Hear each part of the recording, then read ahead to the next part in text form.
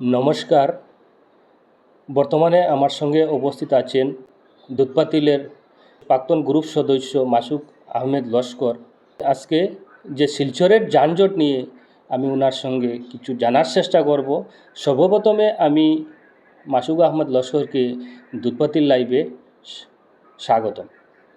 আসসালামু আলাইকুম।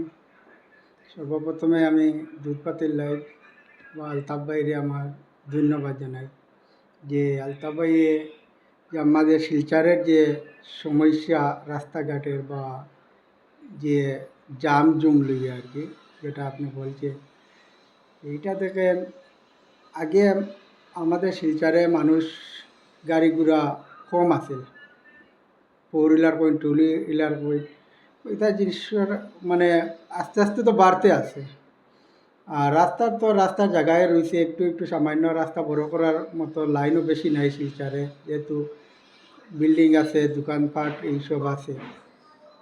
এর কারণে যেমন যতই সমাজ আর জটিলতা বাড়তে আছে, রাস্তাটা ছুটো হইতে আছে।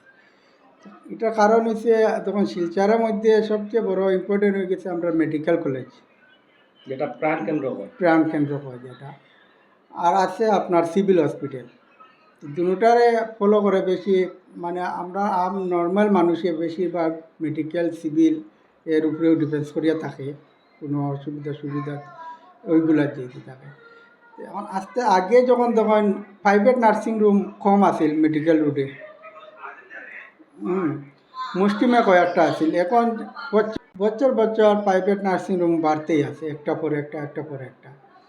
আর এই প্রাইভেট নার্সিংহোম যেগুলো হওয়ার, এটা তো পাবলিকেরই সুবিধা হওয়ার, ভালো লাগেও, ঠিক আছে হওয়া, কিন্তু এই ক্ষেত্রে যেমন আমি আমার নলেজ থেকে একটা জিনিস আমি সবাইরে মানে বলতে চাই যে একটাই জিনিসের প্রবলেম হয় আমার দেখার মধ্যে, ব্যক্তিগত দেখার মধ্যে, যে এগুলো নার্সিংহোম হয় একদম আপনার রাস্তার কিনারে হয়।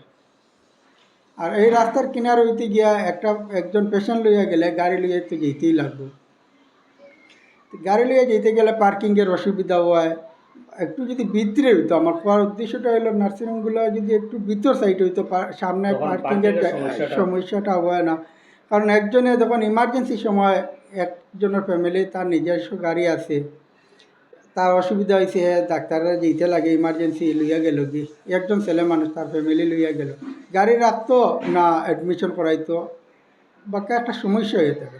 এটা হওয়ার উদ্দেশ্যটা হইলো আমার যে এখনই যেগুলো নার্সিংহোমের যদি কেউ স্টেপ নিয়ে বানাইতে থাকেন বা বানাইবা, হ্যাঁ, যে যাতে সরকারে তারারে আমি অনুরোধ করি যে সরকারে পারমিশন দেওয়ার সময় যাতে পার্কিংটা বড় এরিয়া দেখিয়া, বড় বা তোরা একটু আউটসাইডে রুট দেখি দেওয়ার, ওটা মানে অনুরোধ রাখুন আর কি, একটু ভিতর সাইডে করার লাগে। কারণ ওটাকে একটু বেশি সমস্যাটা হয় সব দিকে। তো এটা আমি বিস্তারিত সব কিছু আর বাঙ্কিয়া খুঁজার না। মেইন কথাটা হয়েছে যে মেডিকেলে দেখুন যা একদম মানে সবই যায়, ছোটো বড়ো সবই যায়, দরকারে যেতে লাগে।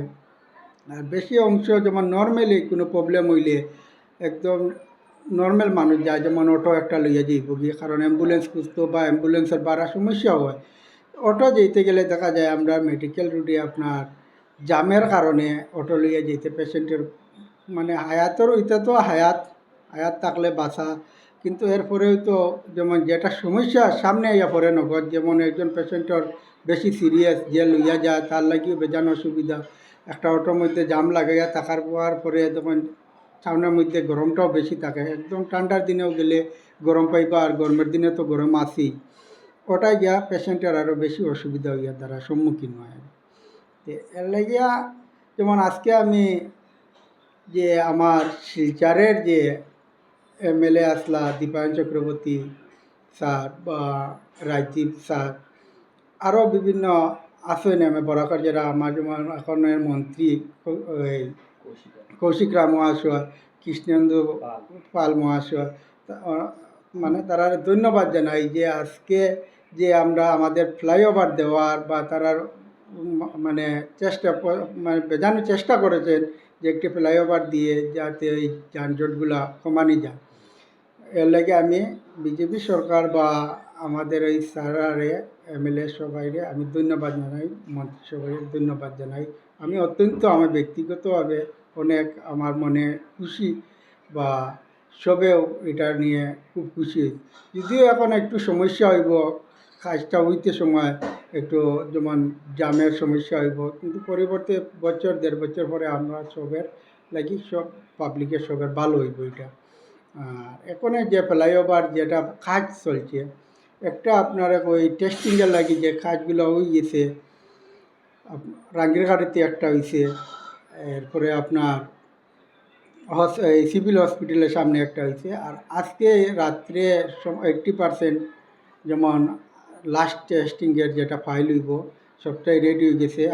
এই আপনার ইয়ে ভিডিওতে দেখাইতে পারবো আপনি, আছে যে জালিউলি সবটাই রেডি টেস্টিংয়ের, আর মেশিনও নিয়ে জায়গায় রাখা হয়ে গেছে এই আপনার ইয়ের সামনে ক্ষুদিরামের আশপাশে, এর সামনে।